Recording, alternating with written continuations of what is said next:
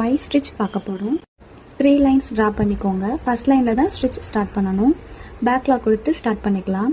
இப்போது சென்டர் லைனில் ஒரு ஸ்டிச் கொடுக்கணும். அதை ஸ்ட்ரைட்டாக கொடுக்காம கொஞ்சம் ஸ்லாண்டிங்காக ஒய் ஷேப் வர மாதிரி கொடுத்துக்கணும். அதுக்கப்புறம் தேர்ட் லைனில் ஒரு ஸ்டிச் கொடுத்து அதை மேலே எடுத்துகிட்டு வந்து பட்டன் ஹோல் ஸ்டிச் மாதிரி நம்ம டைட் பண்ணிக்கணும். சென்டரில் லாக் விழுந்துடும். ஃபர்ஸ்ட் லைனில் ஒரு ஸ்டிச் கொடுத்துக்கணும். இப்போது அது ஒய் ஷேப் மாதிரி வந்துடும். இதை அப்படியே கண்டினியூ பண்ணிகிட்டே போகணும். இதில் எங்கேயுமே லாக் ஸ்டிச் கொடுக்கவே மாட்டோம். அப்படியே கண்டினியூ பண்ணிகிட்டே போயிட்டே இருப்போம்.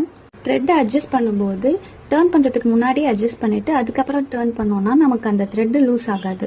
2 ஒய் ஸ்டிச்சுக்கும் சென்டரில் த்ரெட்டு லூஸ் ஆகுச்சுன்னா நீங்கள் ஒரு லாக் ஸ்டிச் போட்டுட்டு கூட ட்ரை பண்ணுங்க. ஒய் ஸ்டிச்சில் இது இன்னொரு டைப் பார்க்க போகிறோம். ஒய் ஸ்டிச் நார்மலாக போட்டுக்கணும்.